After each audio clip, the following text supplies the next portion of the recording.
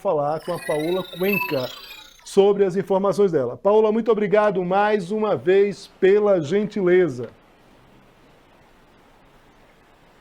Boa tarde, Léo. Boa tarde a todos. Olha, uma grande expectativa para esses depoimentos que estão agendados para acontecer a partir das 2h30 da tarde desta quinta-feira. Isso porque, além do ex-presidente Jair Bolsonaro, a gente vai ter o depoimento agendado de outros 10 investigados naquele caso, que é apurado ainda pela Polícia Federal, do planejamento de um golpe de Estado que acontecia em 2022, tanto antes das eleições quanto continuado após as eleições. Então, quem foi intimado a depor nesta quinta-feira foi tanto o ex-presidente Jair Bolsonaro quanto o presidente do Partido Liberal, Valdemar Costa Neto, que chegou a ser preso naquela operação realizada pela Polícia Federal no dia 8 desse mês, por conta de uma arma de fogo que estava com registro vencido, que foi encontrada junto com ele no momento do mandado de busca e apreensão. Mas ainda temos os ex-assessores do ex-presidente Jair Bolsonaro, Marcelo Costa Câmara e Tércio Arnaud, também ex-ministros, como é o caso do ex-ministro da Justiça, Anderson Torres, ele que também foi secretário de Segurança Pública aqui do Distrito Federal à época dos atos golpistas do dia 8 de janeiro, o ex-ministro da Defesa, Paulo Sérgio Nogueira, o ex-ministro da Casa Civil e que também foi candidato à vice-presidência na chapa com Bolsonaro, o general Walter Braga Neto, o ex-ministro do Gabinete de Segurança Institucional, general Augusto Heleno, o ex-ministro interino da Secretaria-Geral da Presidência da República, Mário Fernandes. Temos ainda dentro dessa lista alguns militares, como é o caso do coronel,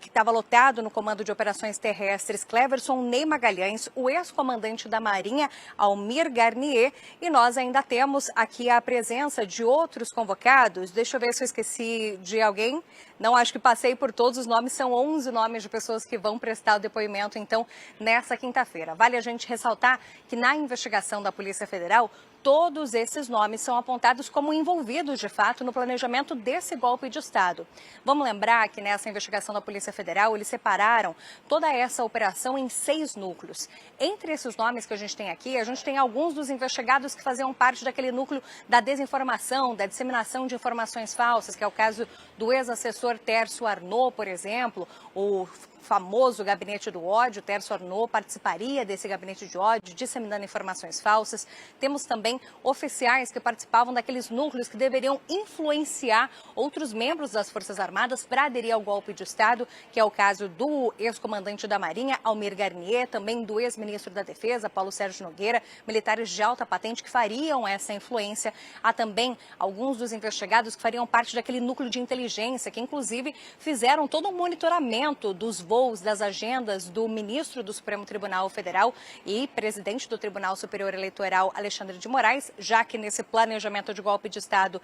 tudo envolveria também a prisão de Alexandre de Moraes. E aqui, participante desse núcleo, a gente tem, por exemplo, o ex-assessor Marcelo Costa Câmara e também membros de outros núcleos que estavam sendo investigados, como o do núcleo jurídico, que seria o ex-ministro da Justiça, Anderson Torres, e também outros investigados. A Polícia Federal marcou os depoimentos, os interrogatórios desses 11 investigados no mesmo horário, justamente para tentar evitar aquela estratégia de que eles façam um combinado a respeito das respostas que darão às perguntas feitas pelos investigadores. Vamos recordar que a Polícia Federal já tinha adotado essa estratégia de marcar os depoimentos todos de forma simultânea na mesma hora naquela investigação, inquérito a respeito sobre as vendas de presentes que foram recebidos pelo governo brasileiro e que foram vendidos pelo ex-presidente Jair Bolsonaro, conforme apontam as investigações, com apoio inclusive de outros membros do governo, como é o caso do ex-ajudante de ordens Mauro Cid e inclusive até o militar pai de Mauro Cid, que também teria participado dessas negociações, desses presentes, dessas joias que foram recebidas pelo governo brasileiro. Então, de fato, a gente tem aí um depoimento que vai ser considerado muito importante, muito aguardado para saber o que esses investigados vão dizer, mas quando a gente está falando, por exemplo, do ex-presidente Jair Bolsonaro, a expectativa é de que ele permaneça em silêncio, viu, Léo? Ao longo desses últimos dias, a defesa de Jair Bolsonaro, inclusive, fez reiterados pedidos ao ministro Alexandre de Moraes, que é relator do inquérito das milícias digitais, o acesso a todos os elementos de prova, a todos os conteúdos que estavam envolvidos nessa investigação. E aqui a gente está falando também de um pedido para que a defesa de Jair Bolsonaro pudesse ter o compartilhamento de toda a colaboração premiada do ex-ajudante de ordens Mauro Cid e também a todos os conteúdos que estavam nos celulares que foram apreendidos ao longo dessa investigação. Diz a defesa de Jair Bolsonaro que somente com acesso a todas essas informações é que Bolsonaro poderia ter o direito à ampla defesa e não fosse surpreendido com perguntas dos investigadores de fatos que não estariam colocados ali nos autos de fato desse inquérito.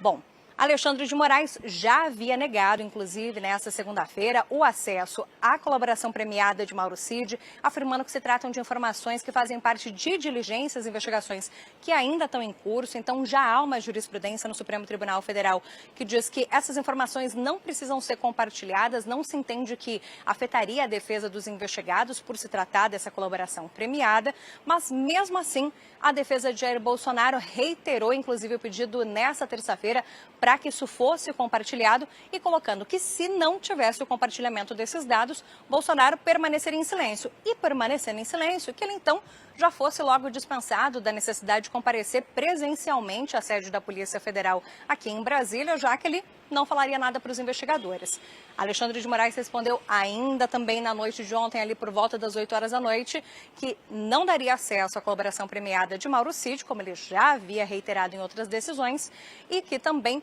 Jair Bolsonaro tinha, assim, o dever de comparecer pessoalmente à sede da Polícia Federal e que não havia razões para se fazer qualquer tipo, por exemplo, de adiamento a respeito deste depoimento. Então, Bolsonaro, a gente já pode esperar que deve ficar em silêncio, mas a gente tem outros 10 investigados que podem sim colaborar com as investigações e responder as perguntas dos policiais federais. Paula, agradeço muito aqui a presença, a gentileza com a gente, as informações, mais uma vez, precisas. Muito boa noite para você, bom trabalho. Obrigada, Léo, até mais.